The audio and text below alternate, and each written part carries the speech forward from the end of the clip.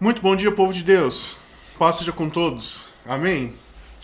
Irmãos, eu gostaria de iniciar hoje agradecendo demais a cada um dos irmãos que de fato foram consolo para nós com respeito à nossa filha Elis, que de fato foram, assim, ombros fortes que nos deram sustentação, nos ajudaram verdadeiramente em oração, em suporte de palavras, de confiança, enfim, muitíssimo obrigado mesmo. Deus abençoe vocês assim demais da conta, porque de fato foi e assim, em parte ainda tem sido, né?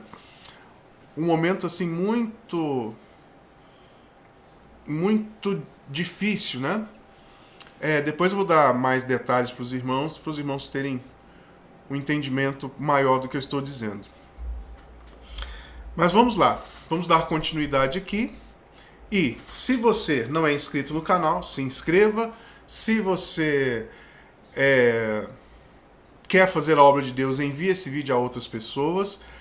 Porque hoje nós vamos falar não sobre um juiz, mas nós vamos falar sobre a finalização do livro de Juízes, onde Deus mostra a depravação do seu próprio povo. Por isso esse povo, nos livros todos aqui, foram entregues a serem dominados por outros povos. Então aqui, a partir do capítulo 17, depois da morte de Sansão, Deus não vai falar mais sobre os juízes e vai mostrar a depravação do seu próprio povo. Então aqui nós vamos entender o porquê, vai aprofundar o nosso entendimento do porquê Deus permite que o povo de Israel seja desculpe, seja assim arrasado por outras nações. Tá bom? Oremos. Pai Santo, Pai de infinita graça, Criador dos céus e da terra, dono de tudo, nós estamos diante do Senhor para agradecermos, Pai, para engrandecermos o Teu nome. Pai, em nome de Jesus, muito obrigado pela Tua palavra, muito obrigado, Pai, porque o Senhor tem nos conduzido, já está tudo aqui descrito, prescrito para que nós tenhamos uma vida sóbria, para que nós nos exemplifiquemos com tudo que já aconteceu, com tudo que está escrito aqui. Senhor, muito obrigado, porque o mapa, o caminho está delimitado para nós. Muito obrigado. Senhor, mostre-se forte na nossa vida e que em nome de Jesus não sejam só palavras e história, mas que em nome de Jesus, Pai, o Senhor possa nos dar a condição de fazer uma relação verdadeira com as nossas vidas e uma relação com tudo que está acontecendo à nossa volta. E que o Senhor nos dê a capacidade de tomarmos o caminho reto, perfeito, o caminho do Senhor. Em nome de Jesus. Amém. Irmãos, Juízes, capítulo 17. Vamos ler dos versos 1 ao 5. Ao 6. Havia um homem da região montanhosa de Efraim, tá bom? Nós já falamos várias vezes sobre esse povo de Efraim, sobre o que eles decidem fazer, as decisões que tomam, né? Vá somando mais um pouquinho aí. Cujo nome era Mica, o qual disse à sua mãe: Os 1.100 ciclos de prata que te foram tirados, por cuja causa deitavas maldições, e de que também me falaste, eis que esse dinheiro está comigo. Eu o tomei. Então lhe disse a mãe: Bendito do Senhor seja meu filho. Verso 3. Assim restituiu os 1.100 ciclos de prata de sua mãe, e disse: De minha mão dedico este dinheiro ao Senhor, para meu filho, para fazer uma imagem de escultura e uma de fundição, de sorte que agora te devolvo. Porém ele resistiu o dinheiro à sua mãe, que tomou 200 siclos de prata e os deu ao ourives, o qual fez deles uma imagem de escultura e uma de fundição. E a imagem esteve em casa de Mica. E, assim, este homem, Mica, veio a ter uma casa de deuses, fez uma estola sacerdotal e ídolo do lar, e consagrou a um de seus filhos para que lhe fosse por sacerdote. Naqueles dias não havia rei em Israel, cada um fazia o que lhe era mais reto. Então, nós acabamos de ver aqui que essa mãe estava sem esse dinheiro, aqui não relata bem a causa, mas o seu filho trouxe de volta esse dinheiro. E o que ela decidiu fazer? Adorar ao Deus de Israel, agradecer, levar uma oferta a um sacerdote, ajudar os pobres, fazer alguma coisa nesse sentido? Não. Assim que ela conseguiu reaver esse dinheiro, esses 1.600, 1.100 ciclos de prata, o que ela decide fazer? Ídolos para si. Ídolos para o seu filho. Então ela e seu filho montam uma casa de deuses para que eles possam servir a esses deuses. Uma estola sacerdotal, não é? Eles fazem uma estola sacerdotal com apenas 200 ciclos. Eles fazem deuses, compram deuses do lar e fazem estola sacerdotal e Mica unge o seu próprio filho como sacerdote. Está resolvido. Tenho a minha religião, tenho o meu modo de ser, tenho o meu modo de fazer e posso agregar o povo em torno disso aqui. Porque quando se fala casa de Mica, aqui não está dizendo que é só como a gente imagina hoje. Tinha a Mica e o pai e a mãe dele, né? Essas duas pessoas moravam numa casinha. Não. É assim, a casa de Mica é um negócio amplo, com várias famílias, vários homens, entende? Uma espécie para simplificar para nós, mais ou menos, uma espécie de feudalismo. Tinha um senhor feudal e ali tinha várias famílias que trabalhavam, vários filhos. Então era uma turma grande que estava ali. Tá bom? E o que eles decidem fazer? Ídolos para si. Não é?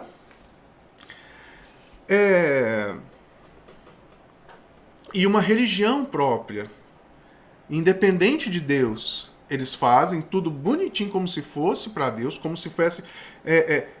eles instituíram uma casa de Deus, uma igreja, vamos colocar assim, aos moldes deles. Resolvido, não é? Beleza. Tem a ver, a gente vê isso acontecendo hoje? Será? Tem alguma coisa que a gente pode fazer uma ligação aí? Vamos lá. Aí, vem passando tem um moço, um andarilho, que é da tribo de Levi, que chega até a casa de Mica. Chegando à casa de Mica, Mica o pergunta, o que você anda fazendo? Aí ele fala, estou saindo de um lugar e estou indo a outro.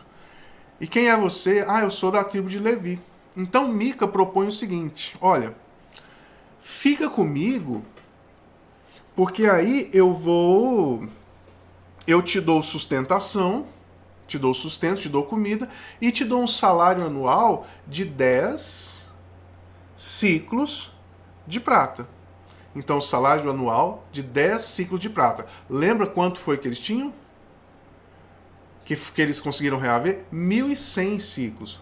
200, eles criaram uma religião, criaram uma religião, criaram uma igreja, né? Isso que eu queria dizer, uma espécie de igreja, entre aspas, né? E pagaria 10 ciclos de prata por ano para o sacerdote.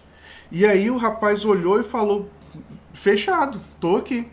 O que que Mica faz? Mica vai lá e consagra esse levita como sacerdote a Deus. Mica tinha esses poderes, Mica poderia fazer isso, eles podem fazer isso, criar outros deuses, ter deuses. Não, de jeito nenhum. Mas eles fazem isso, não é? Vamos ler aqui no verso 13 o que que Mica entende.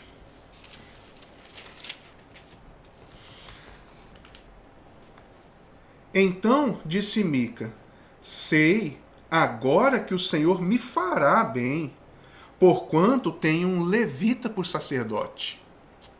Olha só que interessante. A visão então é: agora estou bem, né? Agora Deus vai fazer por mim, porque agora eu tenho um sacerdote levita. Os irmãos se lembram que deu certo aqui, só estava um negócio aqui. Então os irmãos vão se lembrar que não é assim, você não é qualquer pessoa que unge qualquer pessoa, apóstolo, levita, sacerdote, não sei o que, as coisas não são assim. Mas ele tem a convicção de que será. E ele acredita que o Senhor o irá abençoar. Né? Mas isso é coisa como nós sabemos, coisa do diabo. Vamos lá, continuando aqui. No capítulo 18, nós vamos ver a tribo de Dan. Naquele sorteio lá que nós vimos, que começa lá em Josué, o sorteio da tribo de Dan ainda não tinha uma terra específica para eles. Chega esse momento que ainda não tinha se escolhido essa terra. Então, a tribo de Dan começa a querer buscar uma terra nova, uma terra mais ampla para eles e para melhorar sua qualidade de vida, enfim. E aí eles pegam 5 espias da tribo de Dan e mandam para espiar terras, né, terras próximas, terras em volta, e eles chegam até a casa de Mica. Lembrando, irmãos, que Mica é da tribo de Efraim, então tribo de Dan e tribo de Efraim são filhos do mesmo pai, do pai Jacó, do pai Israel. É o povo de Deus, é o povo de Deus. A gente está falando da índole do povo de Deus, certo? Então, esses 5 espias chegam à casa de Mica e reconhecem o levita que está lá. E fala: o que você está fazendo aqui? Como é que você veio para cá? E aí o levita explica: eu estava andando e cheguei aqui à casa de Mica e ele me fez assim e assim. Como a gente acabou de falar anteriormente, né? E aí o povo da tribo de Dan se submete a esse sacerdote. Esses 5 espias falam assim: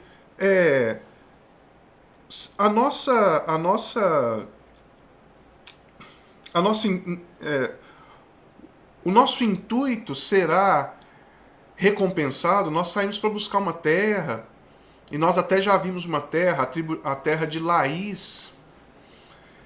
Nós teremos sucesso nesse nosso caminhar. E aí esse sacerdote fala: sim, vai, os olhos do Senhor estão sobre vocês podem seguir que vocês vão conseguir o que Deus tem para vocês, o intento do coração de vocês. Medita nisso aqui, irmãos. Eles chegam na casa de Mica. A casa de Mica está cheia de deuses para todo lado.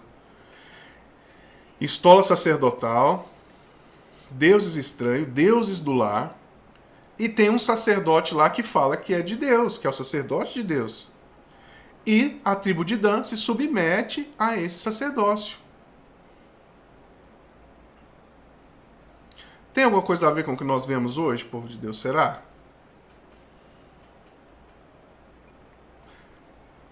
Tenta fazer a ligação aí, gente, porque isso é muito sério, porque nós estamos vivendo isso novamente. Então, cheio de deuses para todo lado, e eles veem toda aquela parafernália e decidem se submeter mesmo assim. E o que esse sacerdote, que deveria ser o sacerdote do Deus Altíssimo, irmãos, lembram como é a estrutura com Moisés, com Josué o que é dito: não terás outros deuses diante de mim, nem em cima no céu, nem embaixo na terra, só a mim servirás, só a mim prestarás culto. Essa é a lei, essa é a regra. Agora tem um sacerdote falando que é de Deus, com um monte de ídolo em volta, não está servindo a Deus direito, e o povo de Dan se submete a eles, a ele. Segue. Eles chegam a Laís, né? E eles percebem que Laís é uma terra isolada e sem alianças. Uma terra isolada e sem alianças. Então eles voltam, fazem todo o trajeto, voltam, vão lá falar com o chefe da tribo de Dan, explicam o que viram, falam sobre Mica e vão até a casa de Mica.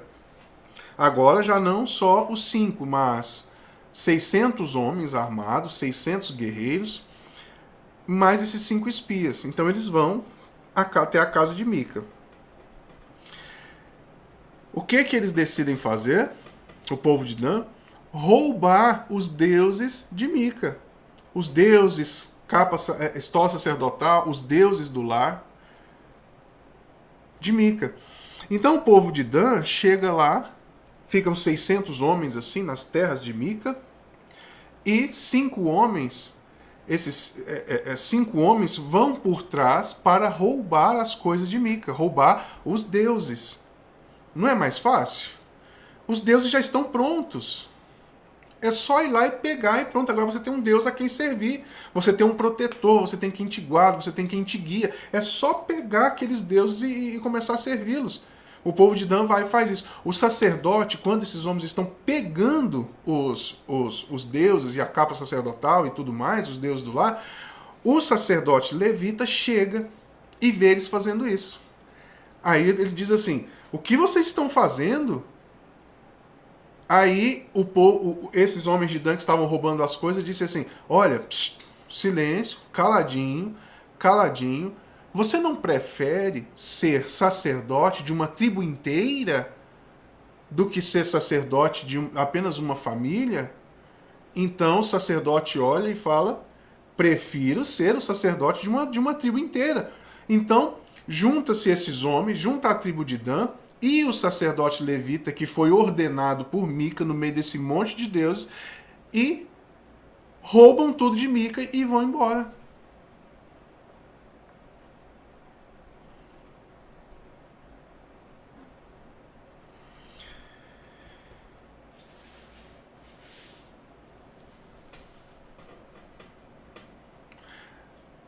É muito interessante, não é? Então essa é a índole do povo de Deus. Do povo de Deus. O caráter desse povo. Irmãos, isso trazendo para os dias de hoje, isso é tão profundo e tão sério. Muito sério. Que o Senhor ajude a cada um de nós a fazermos essa ligação. Porque, irmãos, está tudo aqui, já está posto. Não pensemos que os ídolos hoje são ídolos mesmo. Também são, mas são ídolos de barro, são ídolos de pedra, de prata. Não, não é. Os ídolos que muitas congregações, que muita gente utiliza, são quais ídolos? Super prosperidade, persiga. A quem você serve, eu sirvo a prosperidade.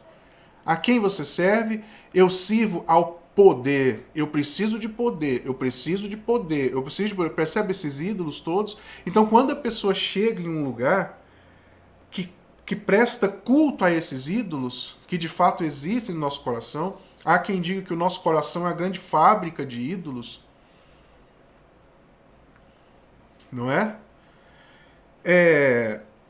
A pessoa olha e fala assim: nossa, é isso que eu busco, é isso que eles estão me dando aqui, é isso que eles estão me ensinando a perseguir, é isso que eles estão me ensinando a cultuar. Mas o intuito agora, perdão, irmãos, é porque eu não consigo mesmo. O intuito agora é só contar a história, tá bom? Mas esse detalhezinho para os irmãos fazerem essa pequena ligação. Eles vão e vencem a Laís. vencem o país, vencem a cidade de Laís e passam a habitar ali. Vamos ler aqui a partir do verso 29.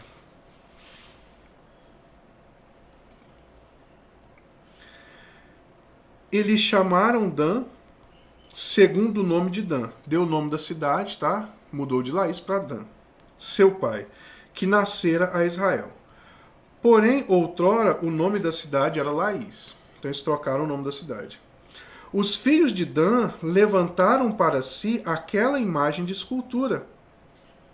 O que eles fizeram? A primeira coisa que eles fizeram a estarem lá nas terras, muda o nome e ergue ídolo gigante, ídolo enorme. E Jonatas, filho de Gerson, e filho de Manassés, ele e seus filhos foram sacerdotes da tribo dos Danitas, até o dia do cativeiro do povo. Então nós estamos vendo aqui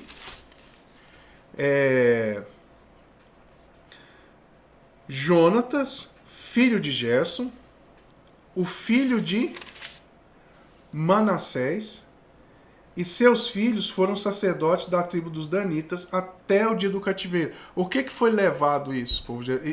Isso encaminhou o povo de Dan para onde? Para o cativeiro. Manassés poderia ser sacerdote? Claro que não. Manassés é filho de José, não é isso? É de outra tribo. A tribo que pode ser sacerdote é a tribo de Levi. A tribo que Deus escolheu, a tribo que Deus direcionou, e caberia a Deus caberia a Deus santificar a pessoa que seria eleita, que seria colocada a servir a Deus no templo. Não era todo mundo da tribo de Levi. E isso foi caminhando até que foram todos presos. Verso 31. Assim, pois, a imagem de escultura feita por Mica estabeleceram para si todos os dias que a casa de Deus esteve em Siló. Eles estabeleceram os deuses de Mica, o deus principal de Mica, como o Deus deles. Enquanto a casa de Deus esteve em Siló, eles serviram ao Deus feito por Mica. Feito por um homem que não tinha a mínima capacidade, a mínima autoridade. E qual foi o resultado? Todo mundo levado a cativeiro. Aqui, irmãos, eu vou fazer um super resumo agora. Muito rapidamente, para a gente terminar esse livro de Juízes. Tem um outro levita andando por aí, no capítulo 19, e esse levita consegue uma concubina. E ele vai para uma praça e fica ali naquela praça. Ele está fazendo um trajeto e ele fica ali na praça. Ficando ali na praça, ele e a sua concubina, um senhor o vê lá e fala: não durmam na praça não, vem dormir aqui em casa. E aí eles decidem, os dois, irem dormir na casa desse senhor. E esse senhor, ele está na tribo de Benjamim. Chegam alguns filhos de Belial ali, uns benjamitas, filhos de Belial, benjamita, filho do diabo, não é? E fala o seguinte: tragam esse levita aqui para fora para que nós abusemos dele. Então, quando chega a noite, né? Então, o dono da casa, o senhor que chamou para que ele e a concubina dele fossem dormir lá, diz o seguinte: olha, não façam isso com este homem, não façam isso com este homem. Eu tenho uma filha virgem e tem a concubina dele, eu vou colocar elas, as duas aí para fora, aí vocês abusam delas como vocês quiserem, mas não façam isso com este homem. Sabe, irmãos? Que tipo de amor é esse? Que um pai pega sua filha e coloca para fora da casa junto com a concubina do outro, para que vários homens abusem delas. Povo de Deus, benjamitas, filho do povo de Israel. Então você tem de um lado esses benjamitas adoecidos, filhos de Belial. Quem fala que é filho de Belial é o livro de Juízes mesmo. Querendo fazer isso com o levita, que também é irmão seu. E você tem aquele próprio senhor ali que está na tribo de Benjamim fazendo isso com a sua filha.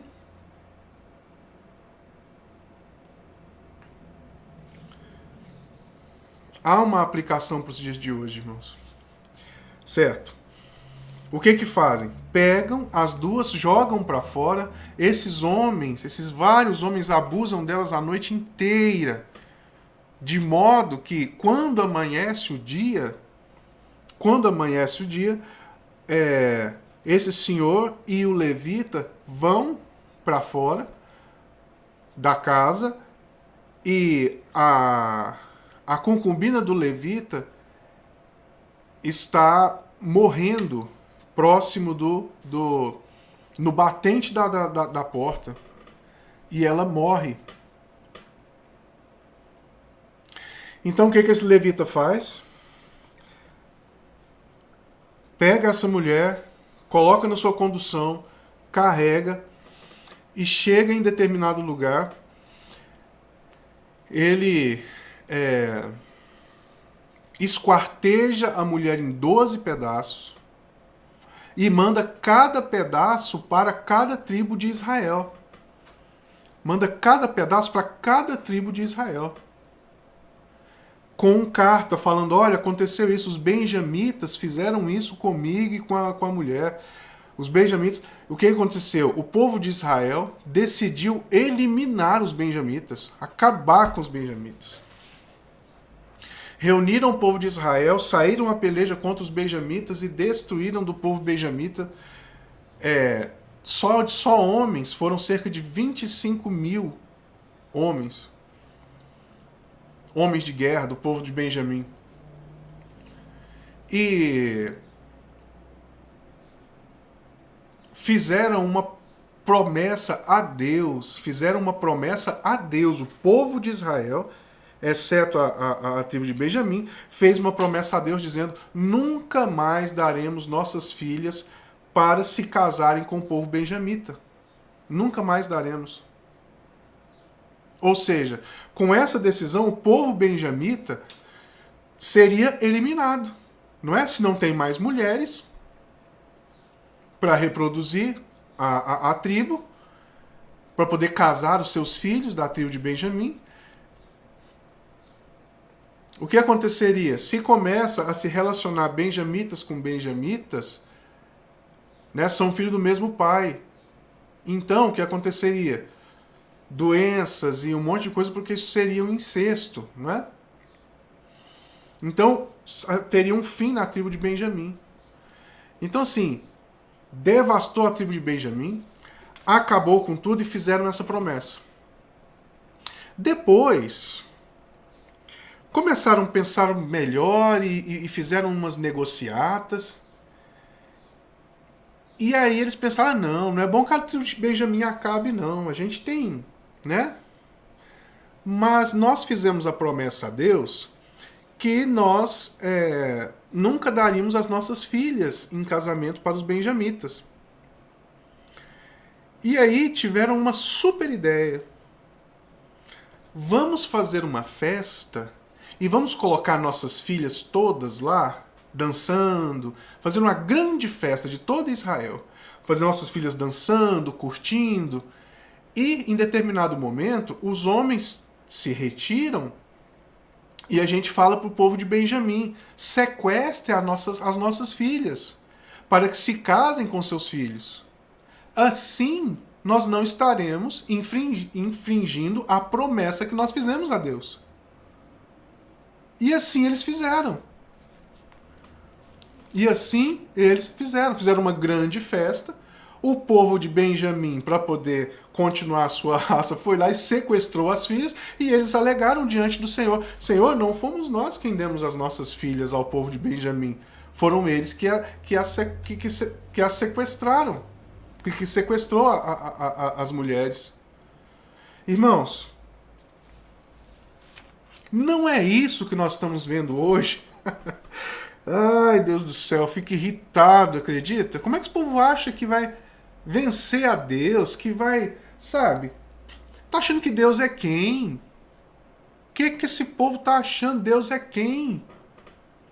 É lógico que se ia dar muito errado, é lógico que iriam pro cativeiro, é lógico que teriam suas almas definhadas, é lógico que seriam desgraçados, lógico.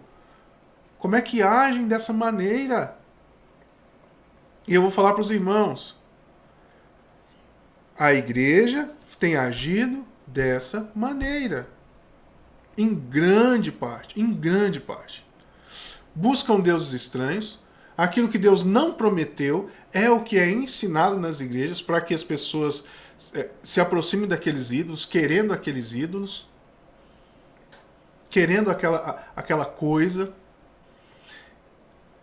Agem mal uns com os outros, roubam uns aos outros, roubam na cara dura uns aos outros, com mentiras, com coisas perniciosas, coisas horríveis. Roubam casa, carro, traz a casa aqui, traz o carro, traz não sei o que, ser o melhor, e faz essas coiseiras todas. Roubam uns aos outros. Pastores que disputam congregações para poder ter maior soldo financeiro. Olha, essa congregação aqui é maior. Aí tem o filho do pastor chefe. Tem uma congregação ali que um outro pastor ralou, batalhou, trabalhou, e a congregação está crescendo, viva, eficaz, fortemente. Quando vê a congregação está crescendo, olha, eu vou tirar você daqui e vou te mandar para ali, e o meu filho vai ficar na congregação que você está, porque ele tem que ser um líder mais legal. A questão política que eu já conversei com os irmãos várias vezes. Sabe, irmãos, que negócio terrível. Prometendo o que Deus não prometeu.